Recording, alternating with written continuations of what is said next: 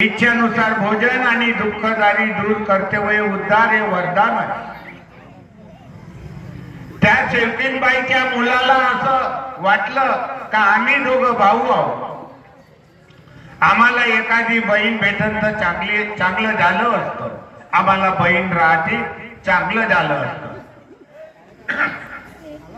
त्या 16 वर्षाच्या मुलानं एक 14 वर्षाचा एक 16 वर्षाचा त्यांनी जिद्द पकडली।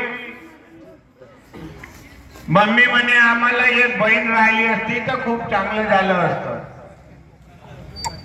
काही दिवस निघून गेले, त्या मुलांना बहिणीबद्दल खूप गोडवा निर्माण झाला। ते मम्मी समोर नेहमी म्हणायचे एक बहीण असती तर खूप चांगलं झालं असतं। 16 वर्षाचा मोठा मुलगा। आता त्या मुलांनी भगवंताजवळ शब्द ठेवला असेल। आता त्या मुलाच्या आईला वाटलं पोरं बहीण बहीण म्हणतात तर एखादी मुलगी आपण घेऊन टाकावा। आणि प्रसंग असा आला, त्या बाईच्या परिवारामध्ये एका कुटुंबामध्ये डिलिव्हरी झाली आणि त्या बाळाची आई आत्महत्या करून मरण पावली। तर या शेवकीनबाईला वाटलं का त्या मुलीचं कोणी नाही, मुलं जिद्द करतात एखादी बहीण घेऊन घ्या बाबा। म्हणून मुलीच्या आईने निश्चय केला का आपण ती मुलगी घेऊन घेऊ, मलाही बरं होईल आणि माझ्या मुलाला बहीण भेटून जाईल। त्या शेवकीनबाईच्या वडिलांना मनाई केली तिला, म्हणे घेऊन नको म्हणे, 2 पोरं आहे तुझ्या पाठीची, कशाला घेते म्हणे। आणि ती लहान मुलगी आहे ती खूप रडत आहे म्हणे, ती घेण्यालायक आहे नाही म्हणे। शेवकींचं मन नाही मानलं। त्या शेवकीनबाईनं त्या पोरीला घेतलं, आपल्या घरी आणलं।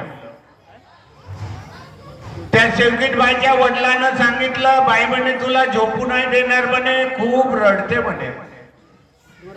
पण भगवंताचा चमत्कार असा, पहिल्या दिवशी ती मुलगी रडली नाही। काही दूध पावडरचं दूध वगैरे दिलं असेल, तिला झोपवलं, मुलगी रडली नाही। आणि दुसऱ्या दिवशी त्या बाईच्या मनामध्ये बाबांचा अनुभव लक्षात आला का ज्या वेळेस आपण चर्चा बैठकीला जातो, अनुभव ऐकतो, तर बाबाचा अनुभव चर्चा बैठकीत त्या बाईने ऐकला होता का बाबा इकडे फिरायला गेले होते आणि बाबाला दुधाची चहा पाहिजे होती, तर त्या भगवंतानं बाबाला दूध पुरवलं। म्हणजे भगवान हा दूध देऊ शकते हे त्या बाईच्या मनाला वाटलं। बाबाला दूध दिलं, आपल्याला का नाही देणार। त्या बाईनं भगवंतासमोर शब्द ठेवले का बाबा हनुमानजी या मुलीला दूध पाहिजे आहे, माझ्या अंगामधून या मुलीसाठी दूध येऊ द्या।